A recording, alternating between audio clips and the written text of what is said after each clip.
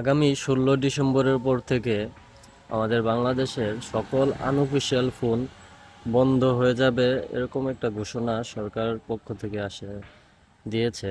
তো এই unofficial phone বন্ধ হয়ে যাবে 16 ডিসেম্বরের পর থেকে বলতে যে নিউজটা আসছে, আসলে যেগুলা এখন বর্তমানে আনঅফিসিয়াল আছে ওগুলা বন্ধ হবে না, এগুলা চলমানই থাকবে।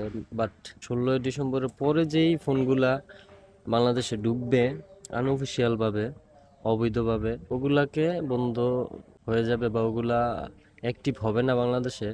এরকমই আসলে একটা ঘোষণা, যেটা ইতিমধ্যে সোশ্যাল মিডিয়াতে আসলে প্রচার হচ্ছে।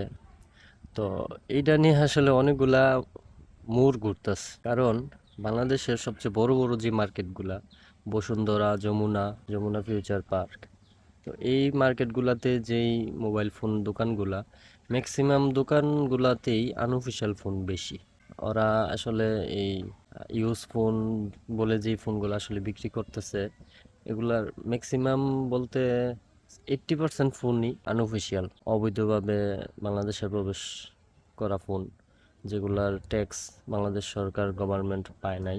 তো যার কারণে সমস্যাটা হচ্ছে, এই যে যমুনা বসুন্ধরার যে ব্যবসায়িকরা, মোবাইল ব্যবসায়িকরা, এরা কিন্তু হাজার হাজার কোটি টাকা ইনভেস্ট করে রাখছে এই ফোনের পিছনে। তো তাদের একটা বড় সমস্যা হচ্ছে যে এখন যদি এই এই রাস্তাটা যদি অফ হয়ে যায়, এই আনঅফিসিয়াল ফোনের বিষয়টা সরকার যেই পদক্ষেপটা নিছে, তাহলে কিন্তু তাদের ব্যবসাটা একদম আহ, খুবই খারাপ অবস্থা যে অফ হয়ে যাবে। তো এতগুলা ব্যবসায়িক এত হাজার হাজার কোটি টাকা ইনভেস্ট করে রাখছে, তো অবশ্যই তাদের এটা লাগবে। তো এই জন্য কিন্তু বেশ কয়েকদিন ধরে, আজকে 3-4 দিন ধরে যমুনা এবং বসুন্ধরাতে সব ব্যবসায়িকরা একটা বয়কটের ডাক দিয়েছে।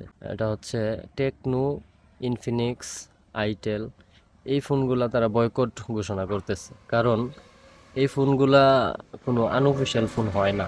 কারণ এই ফোনগুলা সবগুলোই ম্যানুফ্যাকচারিং হয় এখন বর্তমানে বাংলাদেশে। তো যার কারণে এগুলা টোটালি সবগুলা অফিসিয়াল ফোন। তো ওরা যেটা আসলে ক্লেম করতেছে যে যদি আনঅফিসিয়াল ফোন অফ হয়ে যায়, বাংলাদেশে ঢোকা নিষেধ হয়ে যায়, তাহলে এই যে ভালো ভালো যে ব্র্যান্ডগুলা, কোম্পানিগুলা বর্তমানে যেগুলো পাওয়া যায়, স্যামসাং, আইফোন, ভিভো, তারপরে গুগল পিক্সেল, শাওমি, তো এই ফোনগুলোর চাহিদাই বাংলাদেশে সবচেয়ে বেশি, মোটরোলা। তো এই ফোনগুলা টোটালি বাহিরের কোম্পানি, বাংলাদেশে কোনো ম্যানুফ্যাকচারিং করা হয় না। তো এই ফোনগুলা তখন সব অফিসিয়ালি আনতে হবে, আনঅফিসিয়াল আর আসবে না। এই যে ওপ্পো আছে, আরো অনেকগুলা ব্র্যান্ড আছে, ভালো ভালো ব্র্যান্ড যেগুলা। তো এই জন্যই ব্যবসায়িকরা এখন আসলে একটু লাগতেছে তাদের, কারণ তাদের কাছে যে ফোন আছে ম্যাক্সিমাম ফোনই এগুলা, Samsung, iPhone, Vivo, Oppo, Xiaomi, Motorola, Google pixel. তো এখন তাদের কথা হচ্ছে, যখন এই এই 16 ডিসেম্বরের পর থেকে যখন এইটা কার্যকরিত হয়ে যাবে, আনঅফিসিয়াল ফোন চলবে না বাংলাদেশে, তখন কিন্তু সব ফোন অফিসিয়ালি ভাবে এই টেকনো, ইনফিনিক্স, আইটেল এগুলোই মার্কেটে বেশি পাওয়া যাবে। কারণ তখন ওই স্যামসাং, আইফোন এগুলা ফোন বাহির থেকে ইনপুট করে আনতে ট্যাক্স টুক্স দিয়ে নানান একটা ঝামেলা। আর বাংলাদেশে ফোনের উপর ট্যাক্স মোটামুটি ভালো একটা ট্যাক্স, প্রায় 57% ট্যাক্স। তো সেই হিসাবে আমাদের মতো সাধারণ কাস্টমার যারা, পাবলিক যারা, তাদেরও পকেট কাটা। কারণ একটা ফোন, আনঅফিসিয়াল ফোন আমরা ম্যাক্সিমাম সময়ই মার্কেট অফিসিয়ালি প্রাইস থেকে অনেক কমে পাই। একটা অফিসিয়ালি ফোন 50,000 টাকা হলে আনঅফিসিয়ালি এটা আমরা 30-35 হাজার টাকার মধ্যে কিন্তু পেয়ে যাই। তো এই বিষয়টা আর হইব না, থাকবো না।